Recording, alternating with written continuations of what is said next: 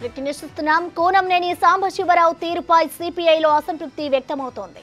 జ్యోతిరావు పూలే విగ్రహం విషయంలో కవిత ఏర్పాటు చేసిన రౌండ్ టేబుల్ సమావేశానికి సిపిఐ ప్రతినిధిని పంపడంపై సీనియర్లు అభ్యంతరం వ్యక్తం చేస్తున్నారు. రాజకీయంగా కాంగ్రెస్ తో ప్రయాణిస్తూ కవిత ఏర్పాటు చేసిన సమావేశానికి పార్టీ ప్రతినిధిని ఎలా పంపుతారని ప్రశ్నిస్తున్నారు. ప్రెస్ అకాడమీ పదవి విషయంలో కూనంనేని సీఎంకు లేఖ రాయడం పైన అభ్యంతరాలు వ్యక్తం చేస్తున్నారు.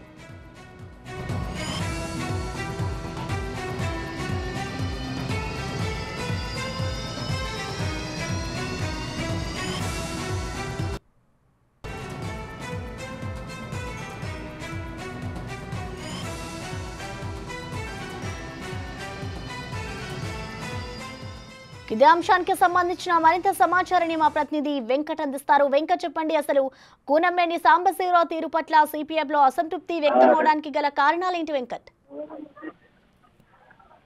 ప్రసన్న, కాంగ్రెస్ తో పొత్తులో భాగంగా సిపిఐ రాష్ట్ర వ్యాప్తంగా కాంగ్రెస్ తో పాటు పొత్తులో భాగంగా ముందుకు వెళ్తుంది.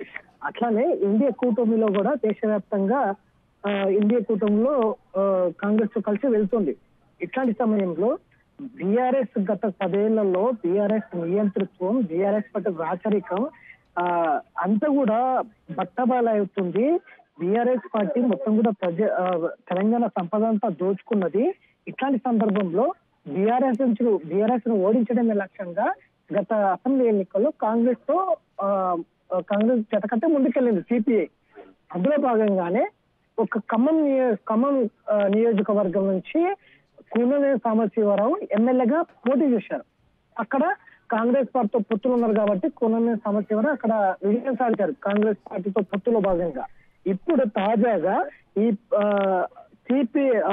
సిపిఐకి సంబంధించిన నేతలు కొంతమంది బీఆర్ఎస్ సంబంధించి ఏదైతే కవిత ఆధ్వర్యంలో ఒక రౌండ్ టేబుల్ సమావేశం జరిగింది.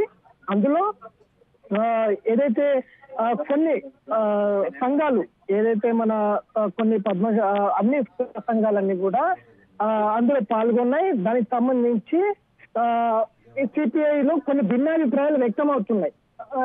ఇవన్నీ కూడా ఎలక్షన్లు ఇప్పుడు కాంగ్రెస్ తో పొత్తులో భాగంగా ముందుకు వెళ్తున్నాం. ఇప్పుడు బీఆర్ఎస్ కవితతో ఎందుకు పొత్తులు పెట్టుకుంటాం అనేది అయితే కొంత వ్యతిరేకంగా ఉన్నది అని జరుగుతుంది.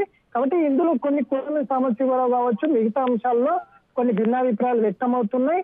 ఏదైతే అసెంబ్లీలో స్టార్చ్ కు సంబంధించిన అంశంలో సిపిఐ పార్టీలో కొన్ని భిన్నాభిప్రాయాలు వ్యక్తం అవుతున్నాయి. రేపు దానికి సంబంధించిన అంశంలో సిపిఐ పార్టీ మరి ఎలాంటి డిసిజన్ తీసుకుంటుంది, ఏ విధమైన స్పందన ఇస్తుందని అయితే కొంత ఆసక్తిగా కనిపిస్తుంది చెప్పుకోవచ్చు. Thank you Venkat.